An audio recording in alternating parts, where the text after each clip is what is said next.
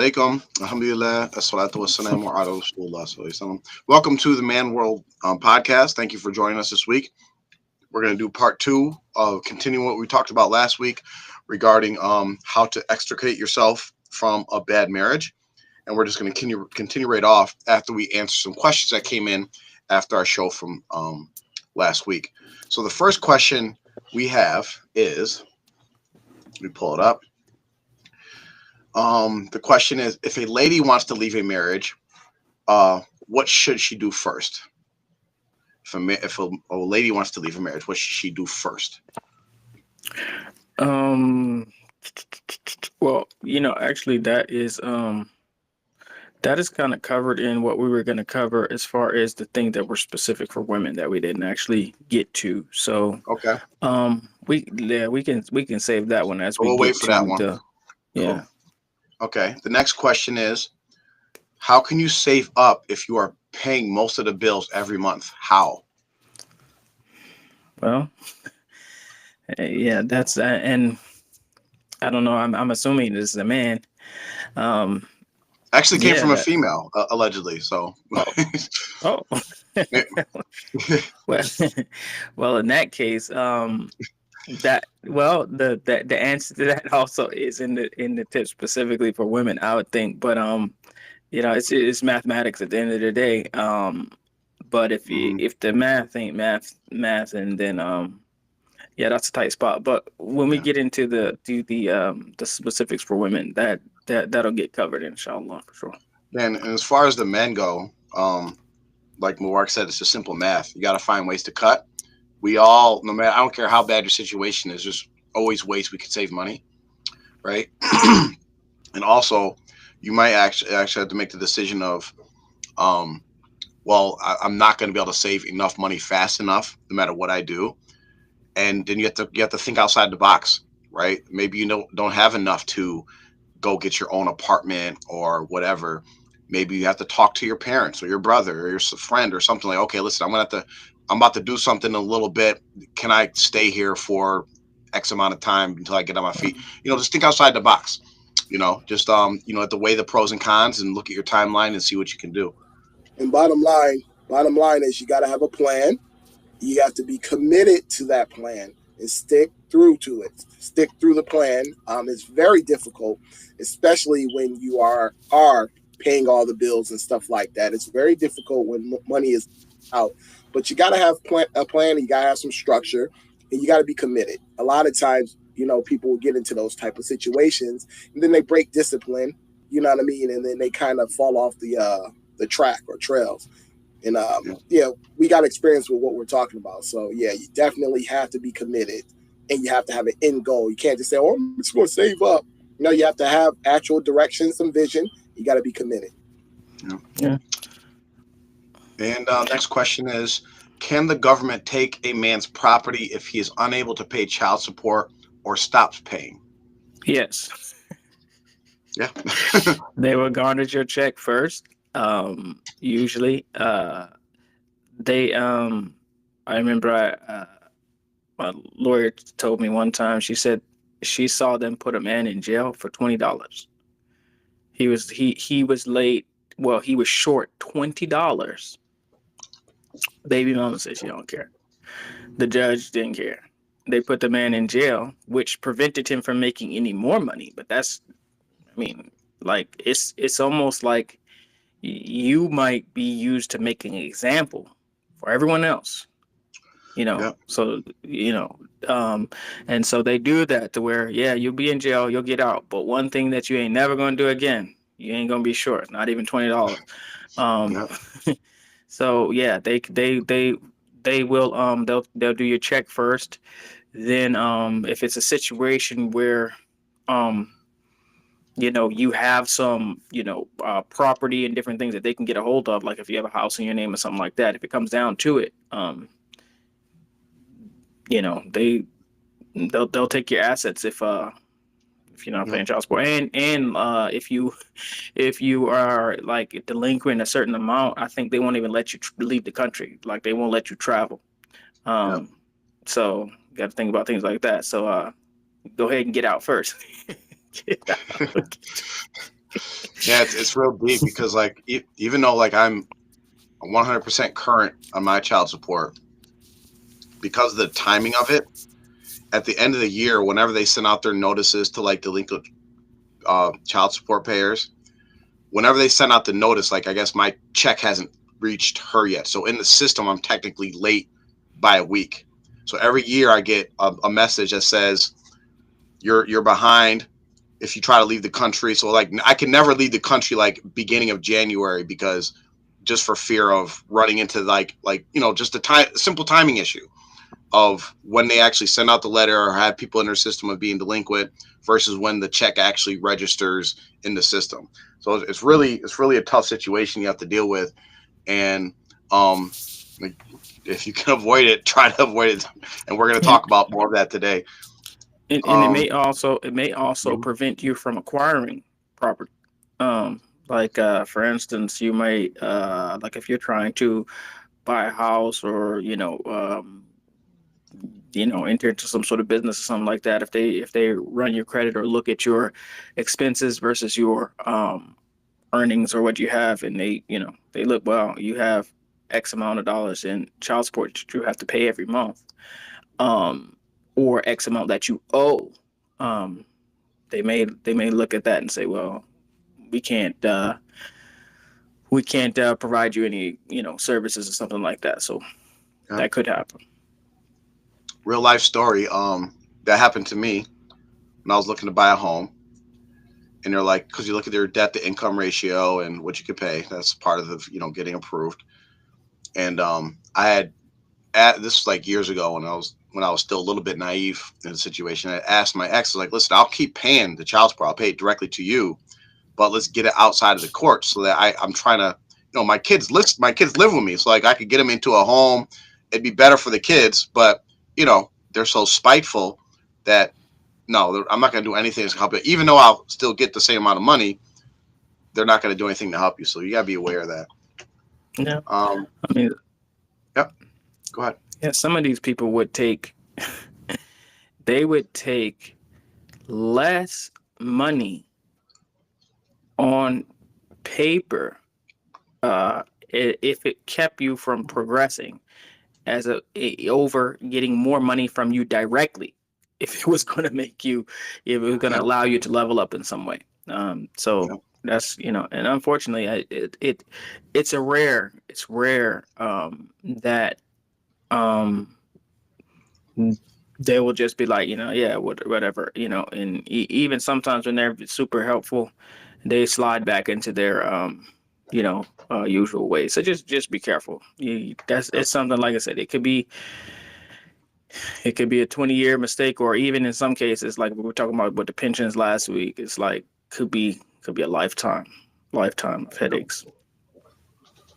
Um, last questions. Um, Last question is kind of a serious topic. It says, in a world of sexual assault claims and active familial molestation, how should a man teach his sons to protect themselves and protect them? How should he teach his daughters to protect themselves and protect them? How should he protect his wife from previous assailants, her family members?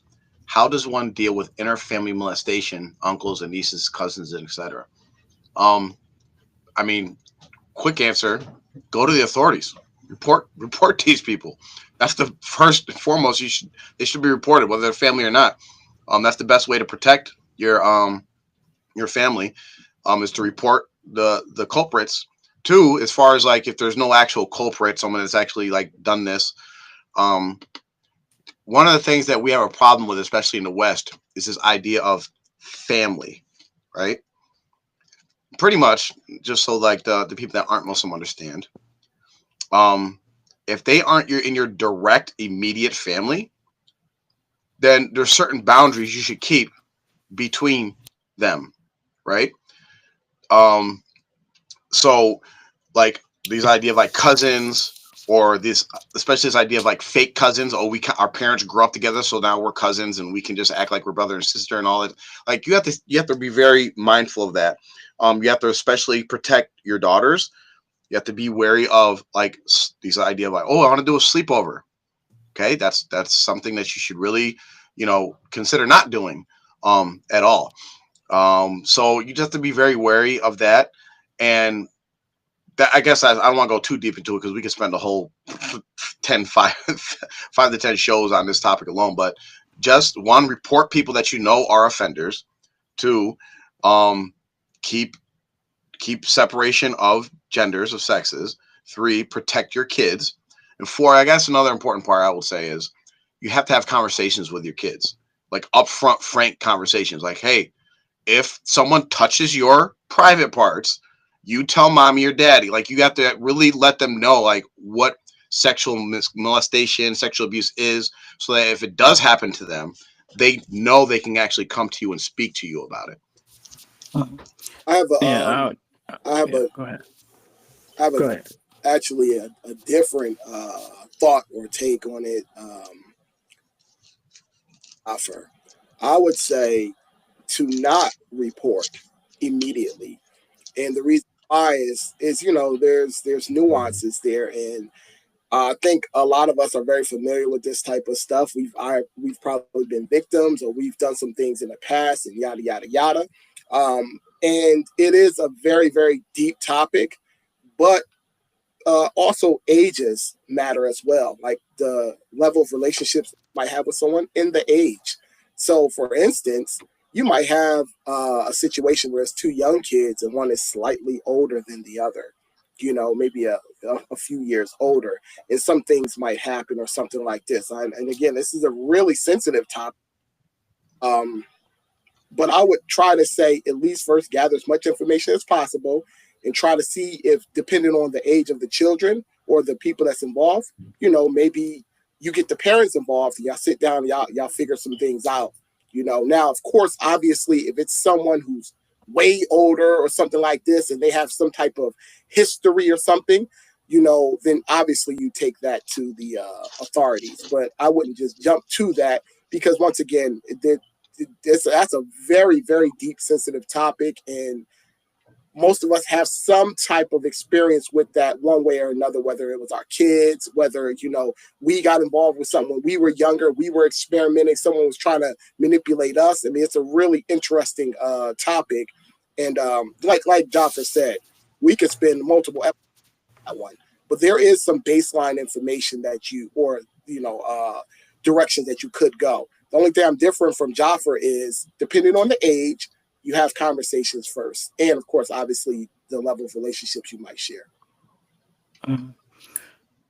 And I would just say, as a rule, you really just, and I mean, I say this all the time, just don't trust men. And I say that in like boys, men, and around, usually around women.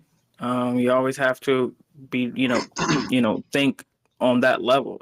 These boys and girls should not be, in a situation where they're unsupervised, or overnight sleepovers. The situation has to be, you know you have to think ahead. You have to think worst case scenario a lot of times. It was just an incident, that, I mean, I would like, didn't have anything to do with it, but someone was telling me about, a situation in which their brother, um and themselves, it was a lady, her and her brother were, like, it touched in some way, by some older friend of a family, right? um and the boy, which, what she alluded to was the boy might have got it worse than her. Maybe she got touched up a little bit or whatever. But as far as the boy, might have been something else. But they were not go into detail. But the big kicker is the fact that the stepfather was told. Okay, so the stepfather, these are stepchildren, right? Biological mother, stepfather, who's in charge. Okay, this the perpetrator was a friend of the stepfather. Okay, so when the child goes and says, "Hey, so and so, you know, he touched me, he XYZ," and so, they said, "Well, I know the man, He's a good guy, and I know this kid. He's he tells lies sometimes, whatever. So they just didn't believe him. So they just carried on as normal. Um, and so he continued to get abused or whatever, and it was never resolved or whatever. And I'm sure that he's actually suffering from the effects of that to this day. It's maybe 20 years later. But the point is that it's not that you automatically just believe children or whatever they say, but you don't dismiss it. The first thing is you absolutely make sure that the situation could never, ever take place again, whether there's truth, lie, whatever. You don't say, well, I'm not sure about this kid. I'm not sure if they're telling the truth, or I think this is a good brother. No, no. That person, those two people should not ever be able to come in contact alone or in a situation where that would happen ever again.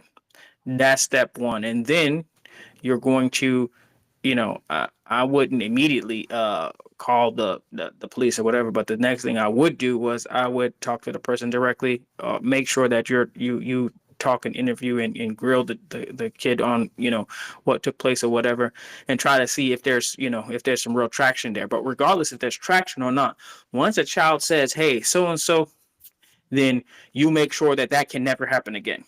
Whether you remove the child from the situation, remove that other All adult from right, the situation, or let me whatever, you got to let me completely get it out of the way. let me say this. I'm going to actually respectfully disagree with you, Mubarak, regarding just don't trust men. I think one of the problems, I mean, you said that initially. I think that's a big problem that we have is the default is don't trust men. And I can speak on multiple different spectrums of exactly what I'm saying. It's a very deep topic. Trying to try to respect the brother and give him an answer. But brother, I've been in some situations where we took that default. Don't trust men, and it turned out that the person who was the minor was actually the the perpetrator, or the instigator, or even the liar. And it's Doesn't been matter. Okay. How can the Doesn't matter. minor be the perpetrator? I mean, see, this is the thing. When I say don't trust men, I'm saying that as a default. Like, I trust you, brothers, but am I going to, just tell for instance, I have 10-year-old daughter. Okay.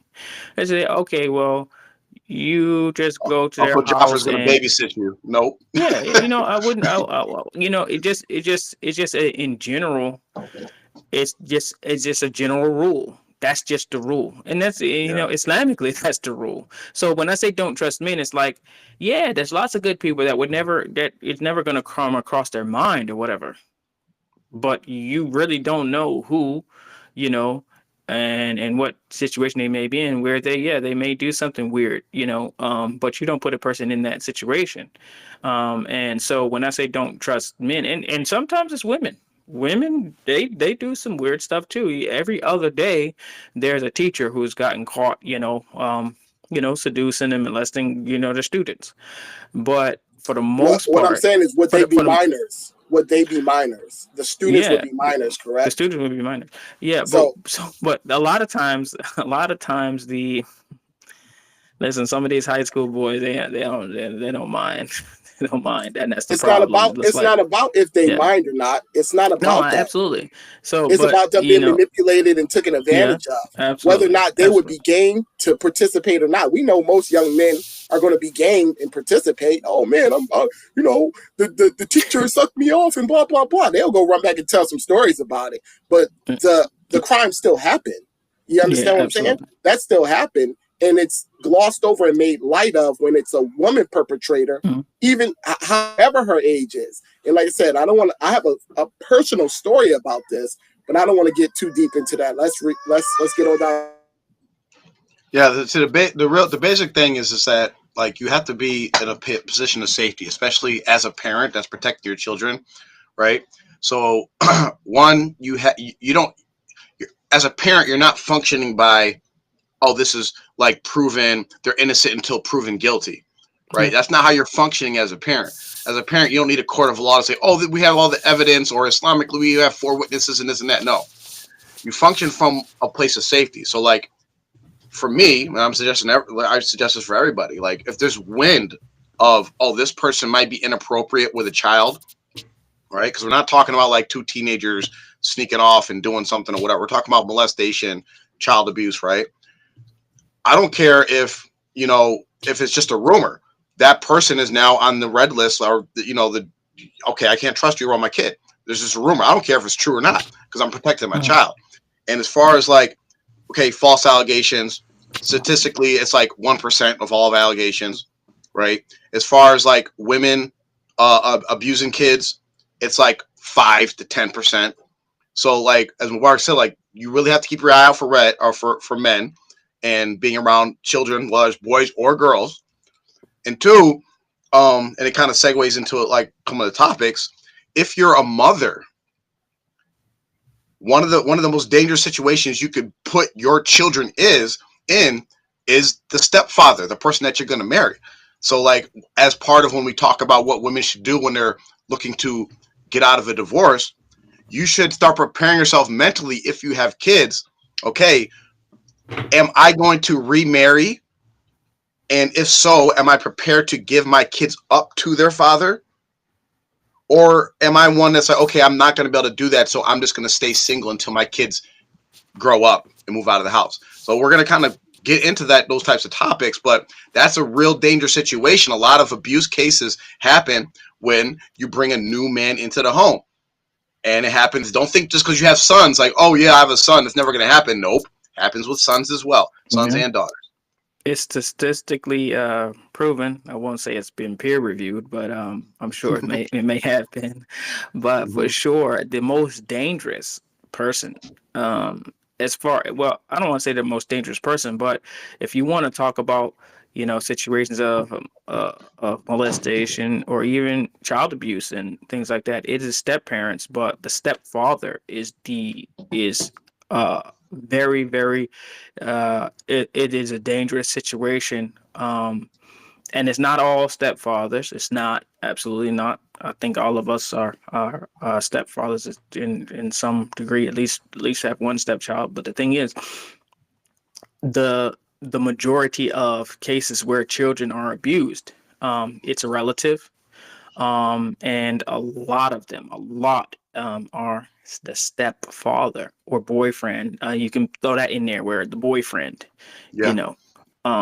And so you just, and I'll just say this and then we can move on, because we could talk more about it. But when we get into stepfather episodes and things like that, we can get deeper in it. But Yeah. for women, you have to understand something. Your daughters are just younger. Probably, maybe depending on the age, they may be younger, just better looking or more attractive versions of you. So you have to understand that from a man's perspective, the boyfriend coming in, the stepdad, the new husband or whatever. If he's infatuated with you and thinks you're wonderful and beautiful, before he married you, you and your daughter were in the same category. For some. Now, some people's daughters are very young, and that's different. But if you have teenage daughters, or even adolescent, you have to really think about that, and you have to even pay attention. Sometimes, honestly, sometimes, the mother and daughter, they share clothes, and if they're not facing you, you can't tell the difference. You can't tell who's who. Sometimes you mistake one for the other, when they get to a certain age. So you just, you have to think about that. Women have to really, really think about that going forward. Just real quick, that person, that's actually a deep situation. And if you have something going on that you need maybe some help or guidance with navigating through, contact us privately. Email us at email a man's, wait, is it a man's world? I forgot our email. A Man's World podcast. We'll link the email. Yeah, I'll put it in the chat. So if you have a real situation going on, contact us via email. Everything's confidential, and we can try to give you more specific advice dealing with whatever situation that you actually are going through. So, Yeah. But I think last week we left off at passwords, as far on the men's sections, what to do with as far as like password. We talked about documents, and now we're getting into passwords. Yeah, but that and so I was just like this week, Like the boy Travis Hunter's been in the news or whatever because his girl was acting up on the sideline or whatever. And it was like he needs to make sure he got a prenup and all those things. And that's something that we've, we can add that to the list. It's just something, yeah, because he, I won't get into that. But as far as passwords is concerned, one thing that his fiance was saying about their relationship is that they know each other's passwords no matter what. Any password to anything on any device, they share each other's passwords. So allegedly, she has all of his passwords, he has all of hers, and even though they don't use it, they just have them. And this is like, and we can get into why that's kind of ridiculous just from a trust standpoint. But um, your and a lot of times, like with banks and different things, like certain accounts, when you're married, of course, when you're married for a while and you're in a relationship, it's just for ease of access, ease of use. Yeah, you jump on here, there, you have passwords for everything, you share accounts or whatever. But the same way that you have to unwind and untangle everything, I would say if it's an account to something that you can, um, that's not going to harm you, then leave it. But major things that may get you in trouble, then you definitely have to find a way to change the password. For as far as bank account is concerned, um, you can just get a different account if you need to, or you can just like. I mean, I did it. I just went to the bank and told them, "Hey, I'm going to change this password or whatever." And I did it at the bank, made sure that everything was good, and all of a sudden it was gone. Caused a little uproar for for a little while, but it got over it. That's at the end of the day, it's if it's your money, your account, then you can do it. But sometimes changing passwords causes such a upheaval. It's like almost like they the trust and the tension will rise so high that I would say that you wait for some other reason to come up to give you an excuse to change the password instead of just blindly just all of a sudden, hey, I can't get into the account. What's going on? And it's like that. So password things that you don't need, like like if you do share the password to your Instagram, who cares? Unless you make money with that, then you need, because a person can, and this has happened where people have, because they had the password to their social media and whatever, and they make money by doing this. They will, out of spite, delete your account, and then your business is gone. And one guy, he was a gamer or whatever, and he had like $400,000 worth of you know uh you know like whatever he had tied to his gaming or whatever, and his girlfriend deleted it. Like she just did something and it destroyed everything that he had going on. So with things like that, if it's going to affect your livelihood and your future, you just got to bite the bullet, just change the password, and deal with the issue later. But if it's something that's not significant, you got a little dusty Twitter account that it's like whatever. She gets on there and just checks and sees who's DMing you or whatever. Let her have it, man. Let her have it. I have a So, but different take. I have a different take on this one as well. So there's a few, I guess, cheat codes or ways you can get around being able to change your passcode, because some platforms do mandate that you change your password every couple of months or something like that, or every 3 months. So you can then use that, you know what I mean? Be like, yeah, I was forced to change my password, you know what I mean? Hit me with the, blah, blah, blah, if you're feeling a little uncomfortable. And I would say about trusting someone with passwords and stuff like that, in my opinion, this is my opinion, that would be wifey privileges. If you have a wife that you trust and you're comfortable, and you guys, she knows your password to everything, you know her password to everything for the most part.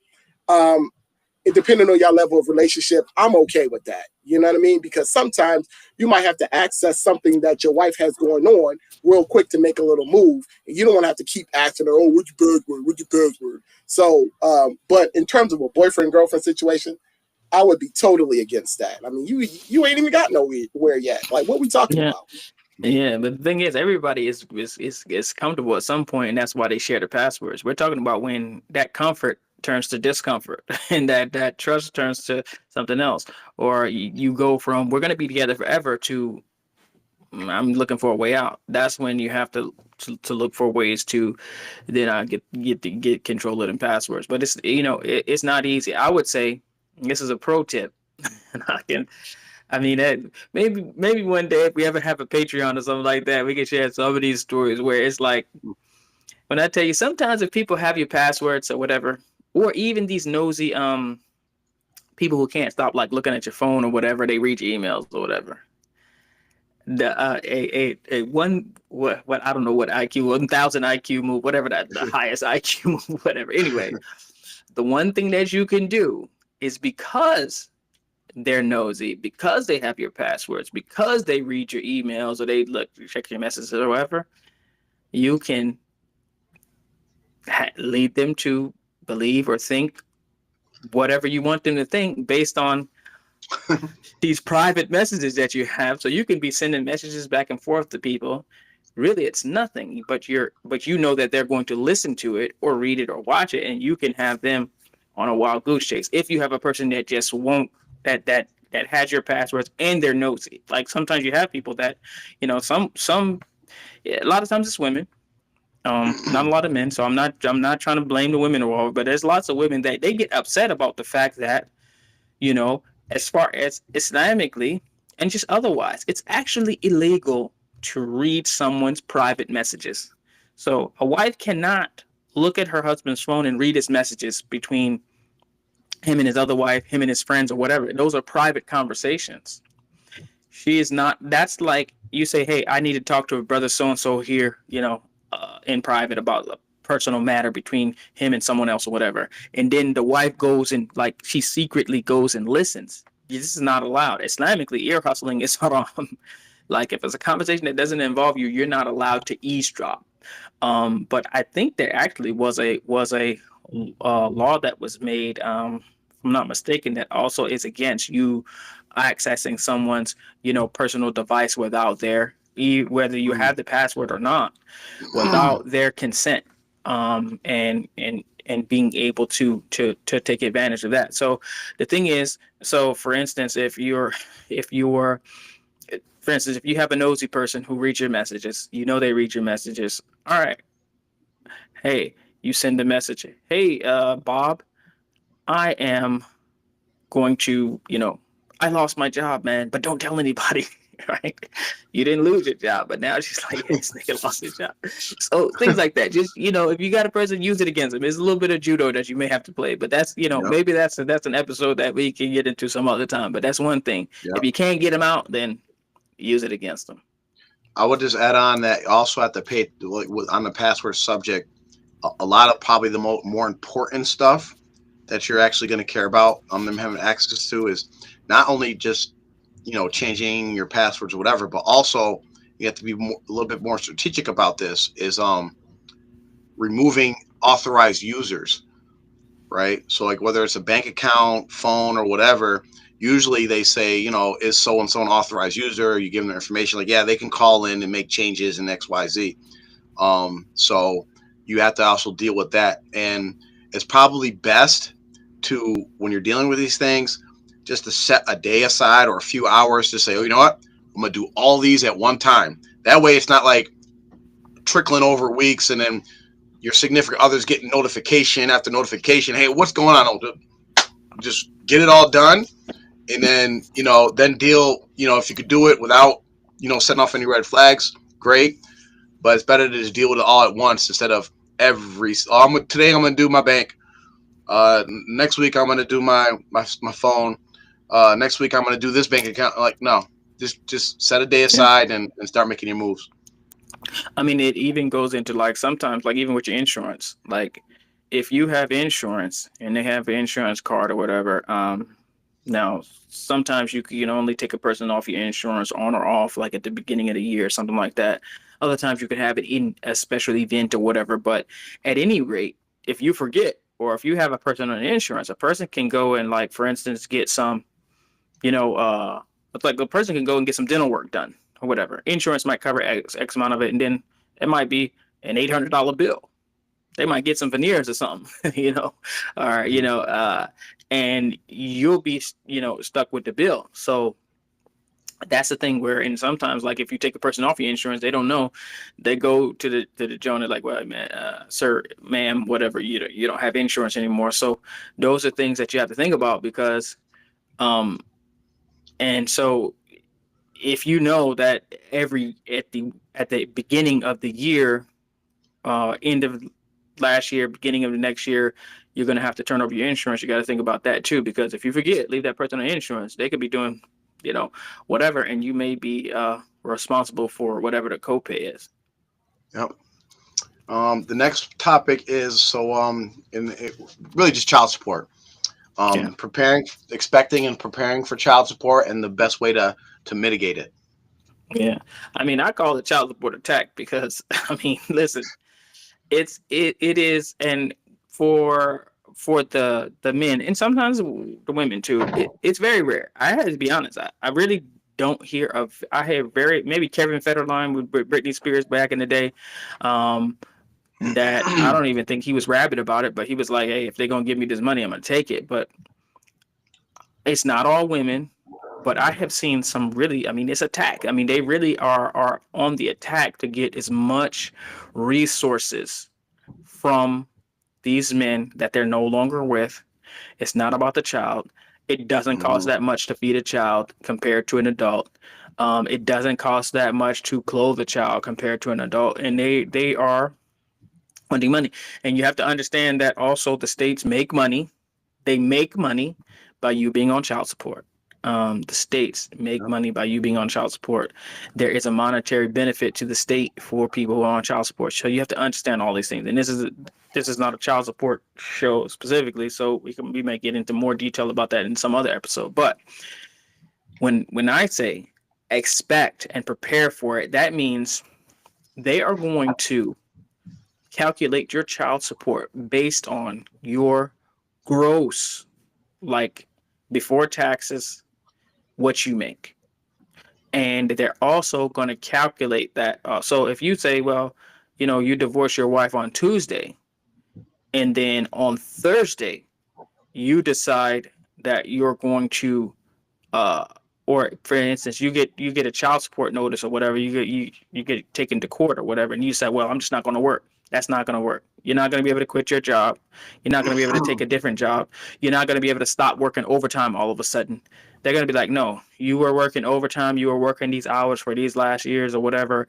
They're going to factor that in, and you're not going to be judged. So when we say expect and prepare, if you know, hey, listen, and that's why I said you have to extricate yourself because it takes time. For instance, if you're working, 20 hours of overtime every week, you have to understand that if you maintain that 20 hours of overtime is probably going to go directly to her afterwards, and you're not going to be able to stop doing it. Now you're working overtime because you want to for something extra.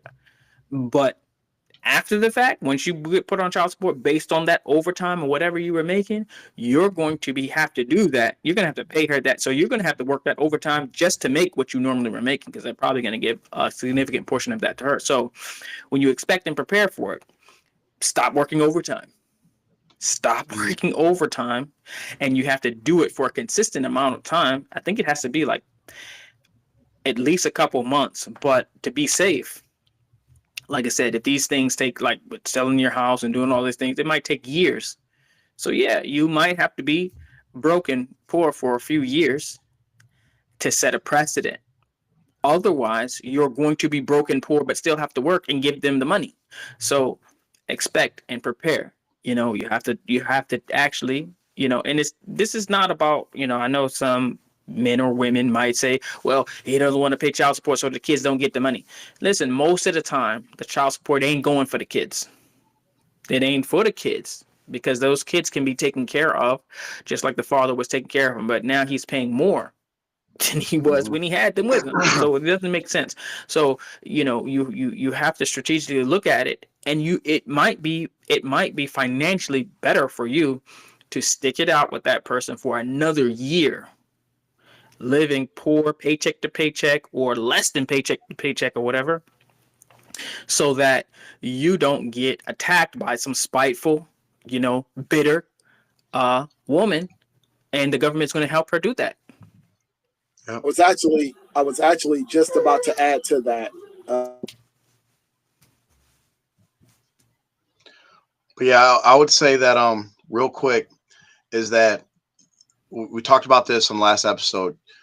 You have to do your research, you have to do your due diligence, and you have to look up what the laws are in your state, and that'll help you form your timeline, because some states, they're going to say, okay, we're going to go back a year to see how much you earned. Some states are Mhm. like, okay, we're just going to go back to the day that the petition was filed. Some dates go back to like, okay, the day is separate. You have to know what you're dealing with, because if you're a state that says, okay, you know what, we're going back to your last tax return, as a bar extension, you might have to, like, this could take over a year so that you actually have a tax return that says, oh, I only make X amount of money. But say they go back, 3 months or 6 months, or when the date was filed, or maybe they say bring in your last. There's different things. You just have to know what system you're working with, so that you know how to deal with it appropriately. And it's not like Mubarak said, it's not like this isn't to like get out. Oh, I just don't want to pay child support, because we're assuming that you are a good man and that you want to take care of your kids like most men do, and you're still going to be paying some version of child support to take care of your children. The whole point is that you don't want the state profiting off of it, and you don't want your ex profiting off of you. Because a lot of times in those situations, pretty much your kids are actually going to suffer in those Mhm. situations, because you actually have less money to take care of your children, and the majority of that money you're giving for child support is actually spousal support. That's what it actually is going to. Mhm. And Mhm. your ex will still say, oh, the kids need shoes, and you'll be like, wait a minute, you get X amount of money for child support, doesn't matter. And you're still going to be like, oh, what, my kids need shoes, and still get your kids shoes. So but you don't actually have the money to get them shoes, because you're already giving up all your whole check. Yeah, it's actually, and it's just real quick, Islamically, as Muslims, the Kafirs can do whatever they want. Non-Muslims can do whatever they want. The people who don't care about going to Jannah can, I guess, they can do whatever they want. But for the women out there, because usually women have this problem, and if there's a man who's collecting child support, this is for you too. But as a Muslim, you don't have the right to anyone else's money. You don't. So number one, that's haram. So for all the people who are collecting child support, you could be amassing an enormous amount of uh, harm to yourself in the next life. And for the harm that you put upon the person that you're getting the child support from, they will then be able to get some benefit out of that in the next life. Maybe you would be then have to compensate them in the next life. So if you're worried about that, I would say if you're a woman who's getting child support, reject it. Take them off child support. Get out of it. Now, that's if the man actually takes care of his children. Now, if the person will not, they will not take care of their children, and you need it, that's a different story. But for a Mm-hmm. man who, for instance, if you say my child needs shoes, it's the man's responsibility and his determination, and it's his jurisdiction to say if the child needs shoes or not. Right? So it is his uh choice when, what shoes, what brand, what style, how often, or whatever. If the child has one pair of shoes, then that's sufficient. If the man wants to buy 10 or more, or wants to buy Jordans or fake Jordans or whatever, he can do that. It's not actually the woman's responsibility or her jurisdiction. She can't force him to buy anything. If he wants that child to just eat an egg for breakfast, an egg for lunch, and an egg for dinner, then that's actually acceptable. It's okay. You're not responsible for, and you're not in charge of what they eat, how often they eat, the type of meals, where they go, how they vacation. That's not the woman's responsibility at all. It's not her right. And so you have to step back if you were Muslim and say, hey, listen, I'm not in charge of this. The husband provides the means for the child for where he sees fit. And if it gets to a point where it's oppressing the child or harming the child, then you can take another step. But until then, anything you take aside of that is going to be wrong. Yep. Mm. So, and the last point, just related to the men, is we mentioned this throughout. You got to be patient because it could take years.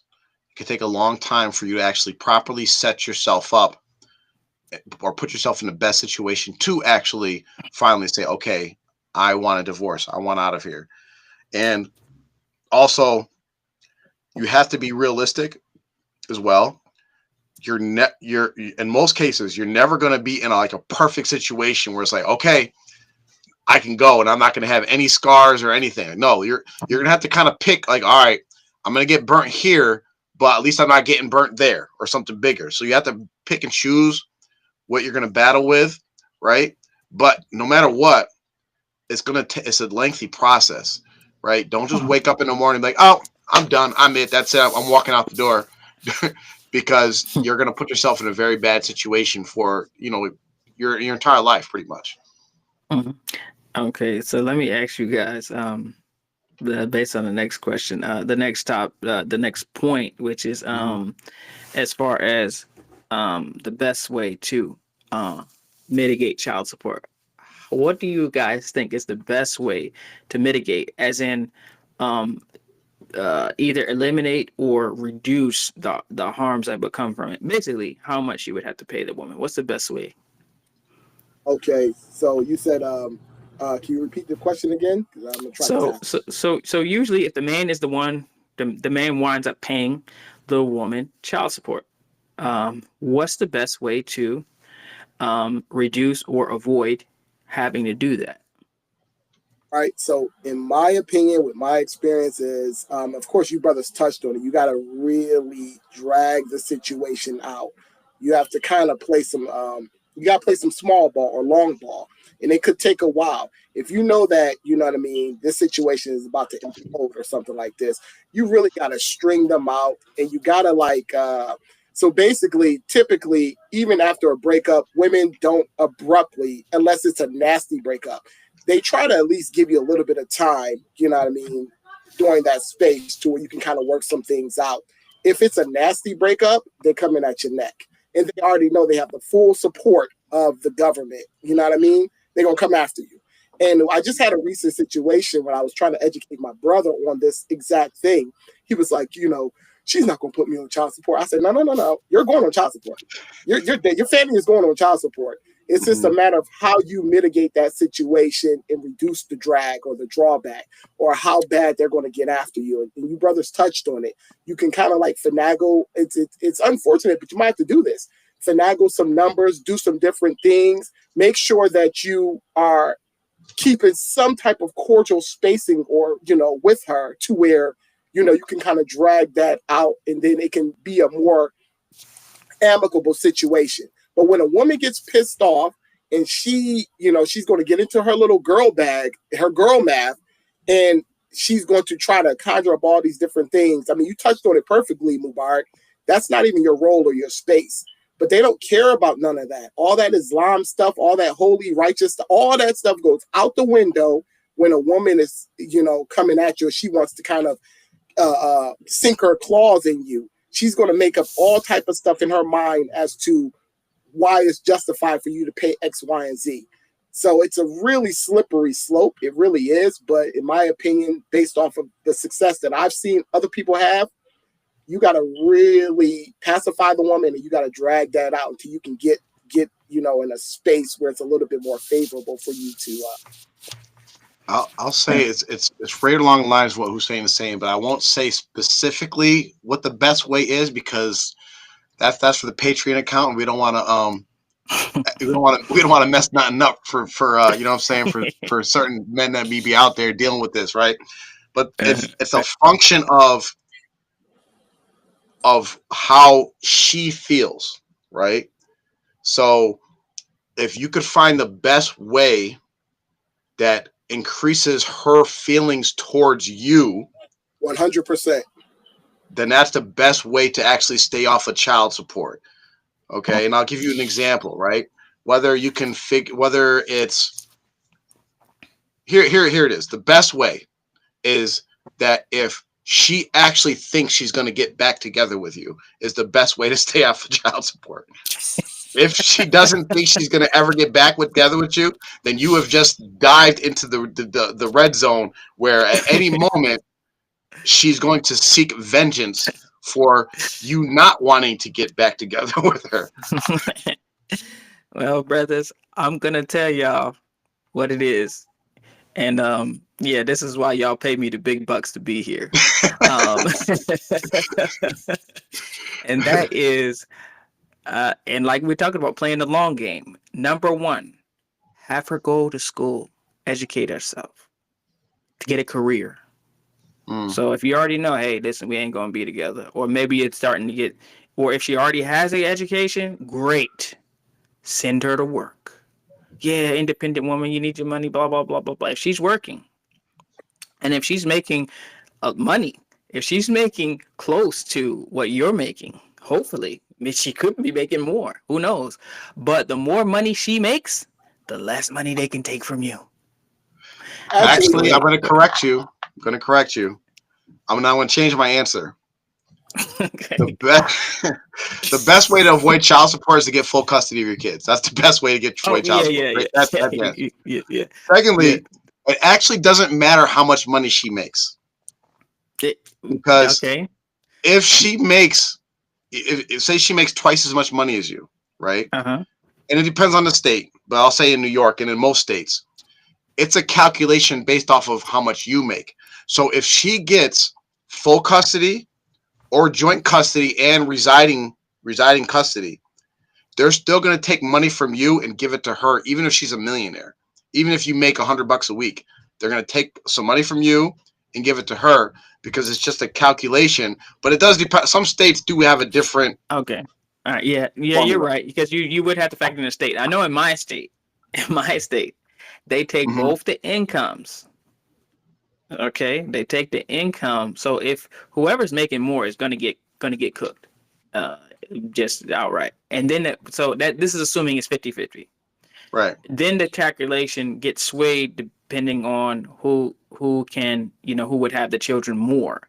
But usually what happens is because you're working and that person is at home, they're not working, they are going to be defaulted as the primary caregiver, whatever. Even if you're at 50-50, they're the primary caregiver this time, and you're really, even if it's allegedly 50-50, you're really going to be at like 20% because, oh yeah, he's at work, he has to do this, that, and other, and she's, so they're going to have a lot of but if they're working, if they're working, then um, you definitely have a better chance, and you of actually being the primary caregiver, or they're not having so much time. So number Hmm. one, the time is will actually be 50-50 instead of it just being that fake 50-50 of it's 50-50 but you're working, so you know all the time, so give her the money for all the extra time, whatever. So if she's Yeah. working full time or maybe overtime, whatever, encourage her to work. You want to be like, man, go ahead, work, make money. And so in some states, check the laws in your state, but if they're making money, right, they factor that in, and they say, well, so it might be a situation where, and it's happened, where the woman has to pay the man child support. Like to say, okay, you make more, and so uh you have to pay him, and you're working all the time. You're a busy lawyer or whatever you are. He has more time with the children, and he want to pay. So that is one of the best ways. If it's a situation where, and one of the worst ways is that if you just have a person sitting at home doing nothing, their headache, and they're going to be spiteful. But Yeah. if you can encourage them to go to school, if they have an education, if you can encourage them to work, then in I know in this state, in a lot of states, it's going to be favorable. Last thing is, if you can move to Atlanta or Georgia, then do it, because child support, the max is capped at $300. It doesn't matter how much you make. It doesn't Oh how much shit. you could be rich, and it's Georgia. $300 no matter what. 300 per kid, right? So Hmm. you won't have a situation where you got one kid and they try to take $900 a month from you. I know, like my brother has one kid and he's paying $1,100 a month. It's ridiculous, But so should have moved to Atlanta. Yeah. And I'm gonna say this just to add on to what you brothers were saying. the job situation. Now, and it's crazy that we have all of this experience. We kind of like are able to cover the full spectrum of some of these topics because we can even go further. Let's say the guy has an entrepreneurial background and he actually is somewhat cash rich and time rich. There are situations like that where a man he has the time and he has a set up business to where the money is coming in, but he also has the time versus the woman who is out getting her bag, boss babe this. She's on her career path off to see the, wizard down a yellow brick road. She don't got that type of time. This could also work in your favor when it comes to the custody situations. Yeah. And I just wanted to throw that out there. And courts are getting a little bit better at kind of recognizing men's fathers' rights. I say a little bit better.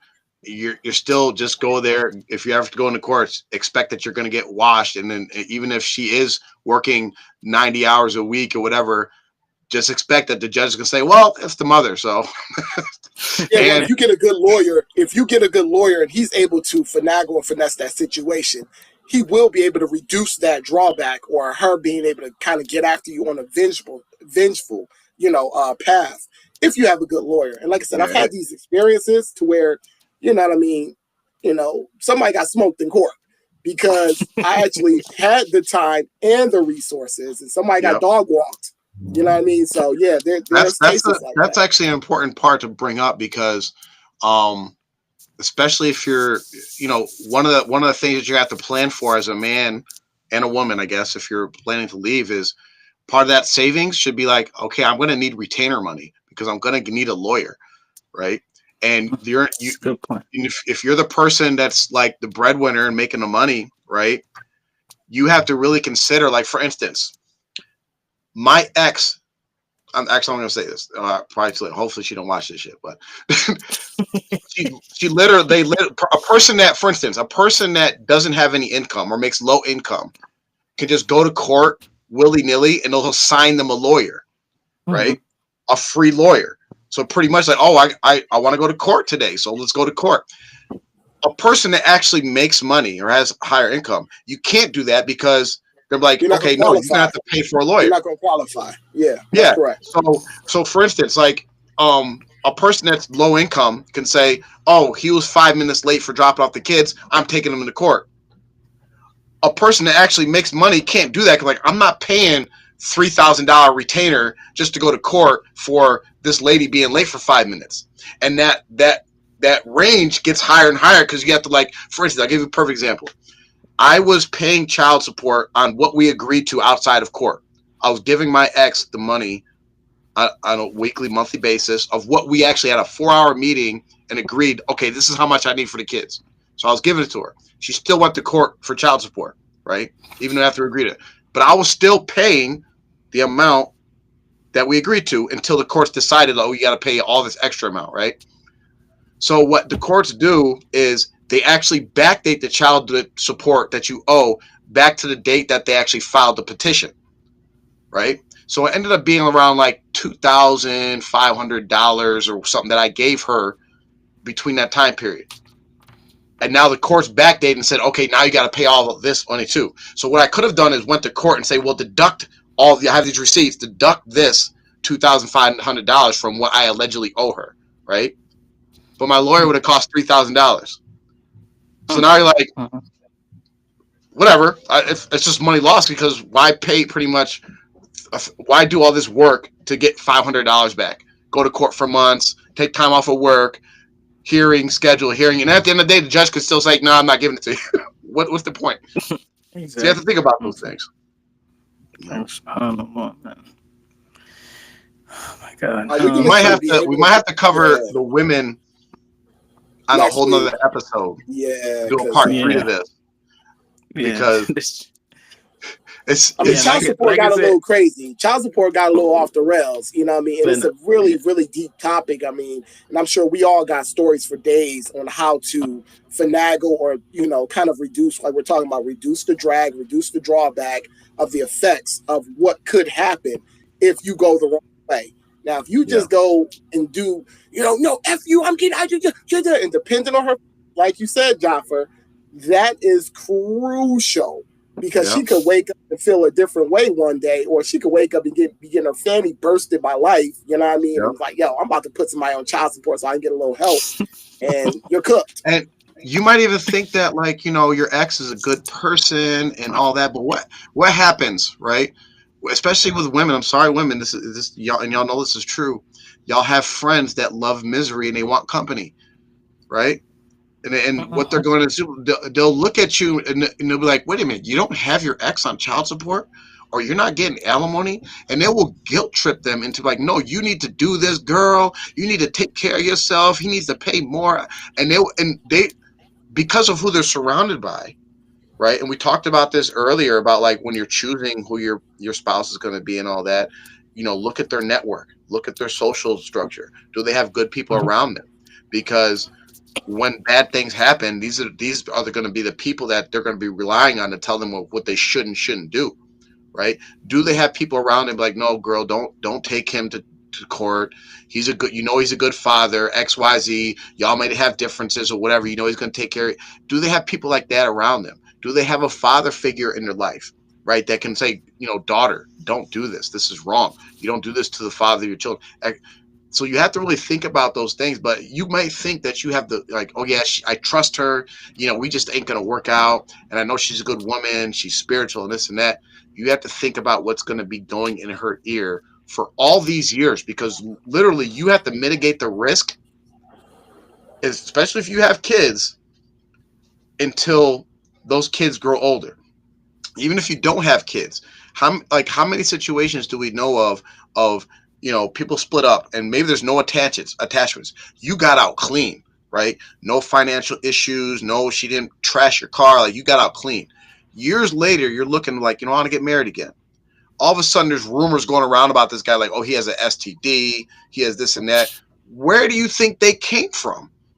Sometimes it's the ex, like, oh no, he dares to move on without me. I thought he was going to stay single for the rest of his life. How dare he? And she could be remarried and all of that and have kids in her old life. Oh, word?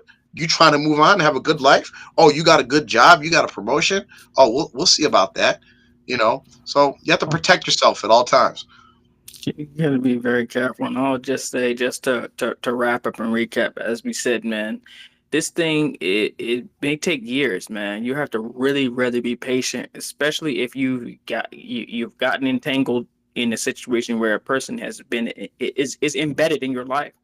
um and sometimes it's unfortunate that a person may be embedded into your life, in a lot of things, and you have to extricate yourself and remove them. And if you rush into it, if you just say whatever's on your mind or in your heart, and put it out there in the air. And I'm not trying to get people to be deceptive or anything like that, but sometimes people are just, they're not good, and they will do you wrong. You expose yourself. So be careful, protect yourself. If you don't want to be with this person anymore, don't have any more children. Try to avoid having children. Uh, Start to separate your finances and make sure you got that taken care of. Any properties, rental or ownership, be careful. Take your time in extricating yourself from that. We talked about that. Documents, passwords, um, child support is probably coming, but the main thing is you have to be patient. You have to have a plan and to carefully extricate yourself from the situation. If you rush into it, if you get emotional, if you get impatient, then you may be facing the consequences for years to come. So protect Yeah. yourself, men and women. We got one question, or a statement, really, and the person prefers not to say whether they're male or female, but they said that pretending that you may get back with your ex-wife to stop her from putting you on child support is not good. Well, I'll clarify. Um, you don't. I'm not saying people should go act like, yeah, maybe, baby, we can get back together. I'm not like, don't do that. No, you got to be honest. However, and this applies to men and women. This applies to men and women. Um, you have to think about the psychology, right? If someone is being vengeful or spiteful or something, that's because they're still attached to you somehow. And you actually, when a person's in that zone, you actually don't have to pretend anything. They will tell themselves a story if you're just a normal human being to them, right? just a normal human being, just being polite, kind, and courteous. The problems, I'll tell you, even the mistakes I made myself, is I made it clear there's absolutely no reason I want to get back to you ever, and if you're the last woman on earth. That that kicked the vengeful up a notch, where I could have just been respectful, not engaged emotionally, not want to like, okay, I really hate you, I can't stand you, right? If you stay away from that person will like, oh, and this men or women out there, y'all know men do this automatically, right? A man who goes to a cashier and she says, "Have a nice day, sir." She thinks she likes me. No, she's just being normal and cordial, right? So you don't have to pretend. You just don't engage in the like emotional, like I'm gonna trash you. Like just be a normal, respectful human being. And if that person is still interested in you, they will convince themselves that you are actually trying to get back with them or that there's hope. Okay. Short and sweet. Short and sweet. It's a strategy. You're not tipping your hand. You're not tipping them off to what you're attempting to do or what you kind of like know is about to happen. You're trying to just buy enough time to get your ducks lined up in a row, get things positioned to where they don't kick it up a couple of other notches. Like Jaffa said, you don't really necessarily have to pretend. You know what I mean? You know in your mind you're not getting back with her. You feel what I'm saying? Now, whether or not she wants to make up whatever she wants to make up, you just be cool. You be cool and you play your part, because ultimately it's about the child. It's about the child, your child, and her not taking advantage and using that child as a pawn, which we see happen all the time. Let's be real. I'm going to say this last point. The truth of the matter is, if you have a quality father or a quality dad, he's quality, but you butthurt. You want to get back with him, or you want him to come grovel. A lot of times, it's not even that you want to get back with him. You want that guy to grovel. You want him to come back your way, or you want to have some type of leverage or something like this. When that doesn't happen and your little fantasy falls apart, you might conjure up in your mind and get upset or get butthurt, and then you want to take it down that path. Don't you dare go get a woman that's more attractive to her than her. You better not dare do that. You know what I mean? Even if she moved on, even like they're saying, what we're talking about is true. Even if that it moved on and she is married, you go get somebody that she thinks is prettier and she is going to do better. She's going to cook up something anyway. So all we're talking about is this being strategic and doing what you need to do. Yeah, they don't even have to be prettier. They just have to be. The thing is, you were together with them. And when you're not together, sometimes in their mind is, if you are doing better without me in any way, it's an indictment against me. So therefore, if we're not together, you need to be doing worse. That means you lost something. That means I was valuable or I was whatever. And then so you struggling financially and you not having a woman and you having all types of trouble makes them feel like, yeah, see, he look what he lost. But if you all of a sudden are happy and doing well and doing better or whatever, and you have a have a woman or women who you're having good relationships with, this is really the issue. It's just you doing better without them. You could be a bum on the streets, homeless, and they drive by and see you on the corner holding a sign, "We'll work for food" or whatever, and they see a smile on your face.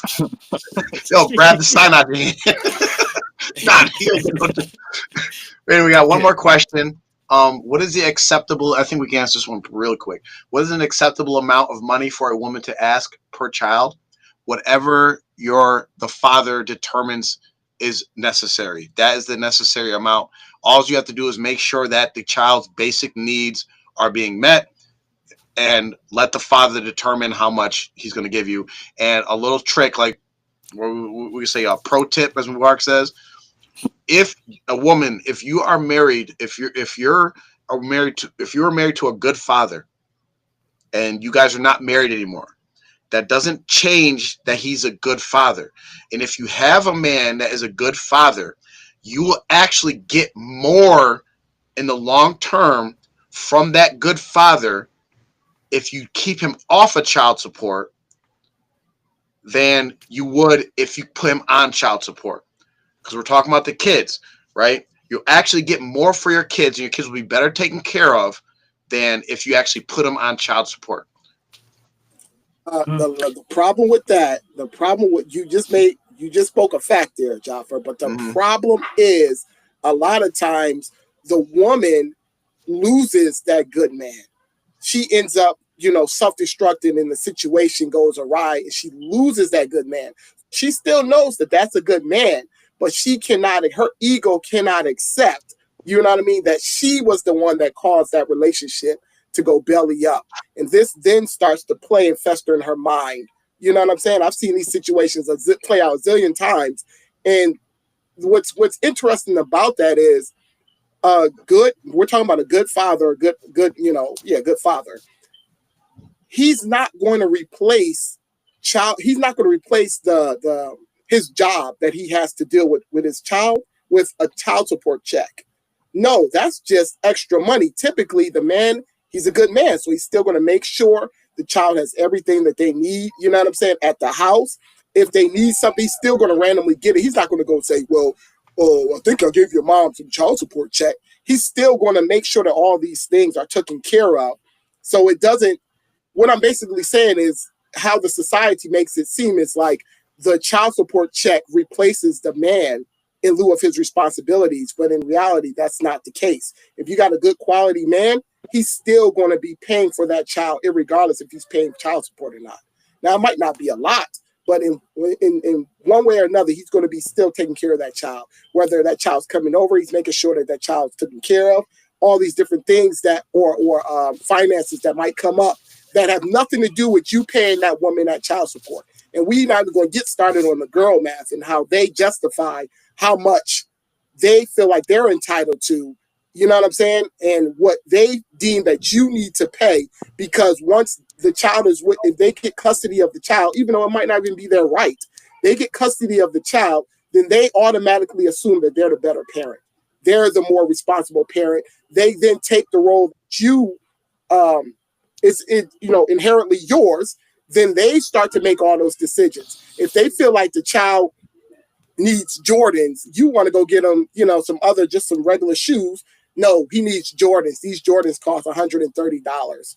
You know what I'm saying? You're like, I could just get him a pair of shoes that cost $50. They conjure up in their mind all of these different things, and they act upon that stuff, unfortunately. Yeah.